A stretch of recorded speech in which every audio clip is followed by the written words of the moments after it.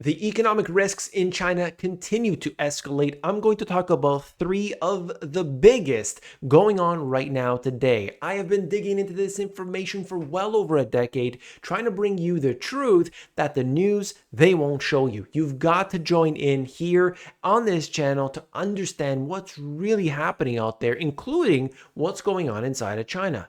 Now, one of the first things I need to discuss is what's happening between China and the US, or more likely the West versus the East.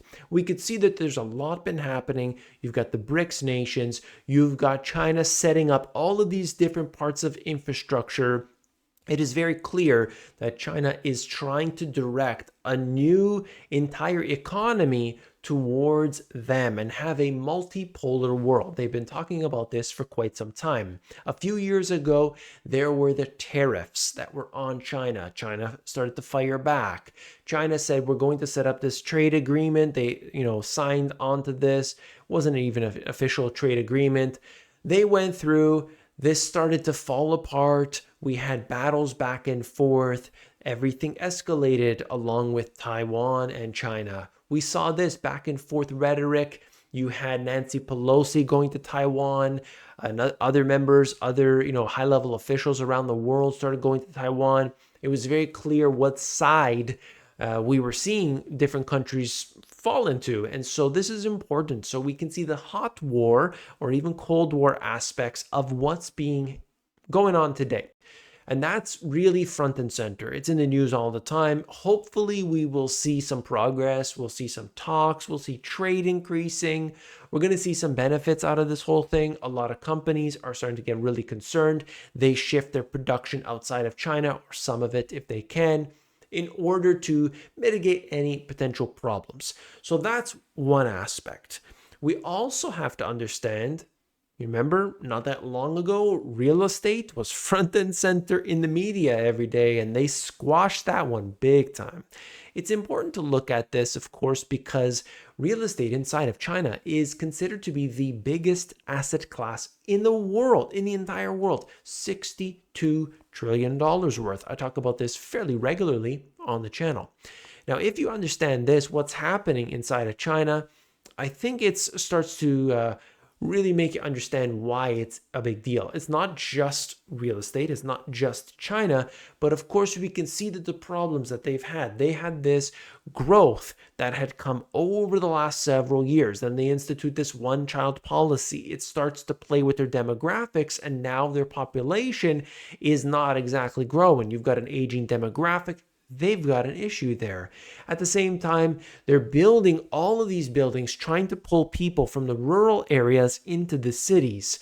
And everything was like a well-oiled machine, whereby basically we know we're going to need millions and millions of homes. Let's just build a whole bunch of them. I've seen different reports, but there are tens of millions of empty homes inside of China right now. Imagine you could fit everybody inside of Canada inside the empty homes in China. I mean, it's unbelievable. And so what we can see is that, there is unpaid debt that's happening here. And that really connects in with the third part. But we can see that the real estate industry is starting to topple. What happened with Evergrande was kind of the nucleus of this, was the center of this. And of course, I covered it extensively at that time. They halted the stock of Evergrande. They just, okay, we got a big problem. Let's halt the stock. The government stepped in different areas. They reduced the reserve requirement ratios to get the businesses lending. They, in fact, told the banks, lend more. They literally were telling them, lend more. So we know that there is an incentive for them to do so. They're obviously going to have to listen. At the same time, a lot of what happens, the way they measure their own statistics in China is a little bit different because it's done so on a more local level. And obviously, you've got a population of 1.4 billion. The cities are massive. You've got many, many cities that are 10 million plus. Okay, so there's just a lot of people. And so trying to track everything, they want to do this on a local level makes a lot of sense.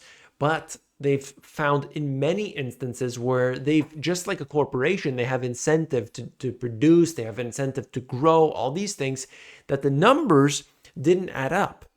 the numbers weren't making sense. And so the real estate industry really got hit hard in 2020 as, all of these schemes that they were trying to prop everything up with, well, suddenly you lock down for a period of time, they got hit really hard. So real estate is the number two thing, and that connects in with the demographics, that connects in with what I'll talk about. Number three, the debt issue. Now, debt is a complicated one. We know that to be the case. There's a lot of debt. You've got corporate debt, you've got national debt at the same time. People are in debt and so on. Okay. While you compare the United States to China, let's say, people use debt a lot less in China than they do in the United States. However, it's still a big issue, okay? It's still a big issue when you look at the overall numbers. And that is beginning to be another problem because a lot of it is starting to default. People are not paying back. Businesses can't pay back. There's too much of a slowdown. This is starting to add up.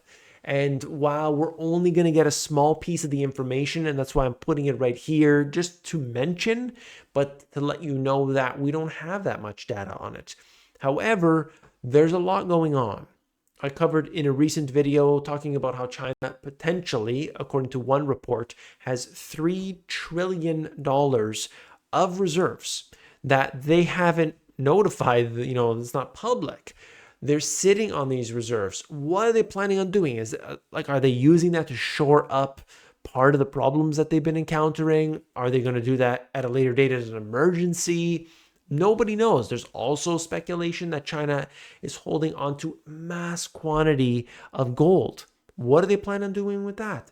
I think it's there's a lot of questions here, but we know that there are major concerns. And so I don't ever take one side or the other on any particular country, on any particular company.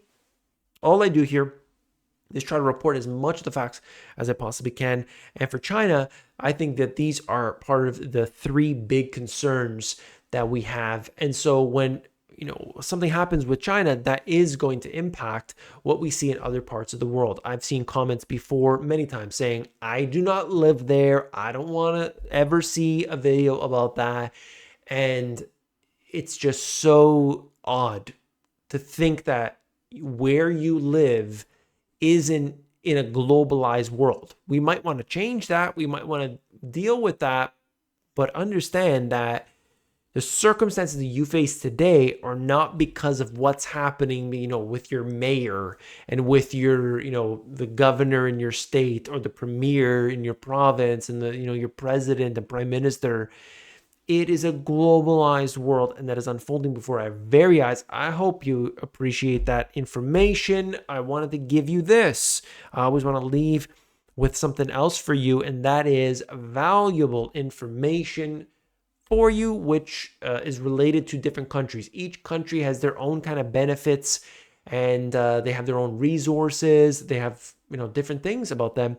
And so in this video, I talk about that. And if you can identify that, as soon as there's a piece of news, you're going to know how to react to it as an investor. So I talk about that in this video, and I want you to watch this right now. Click it, and I'll see you there.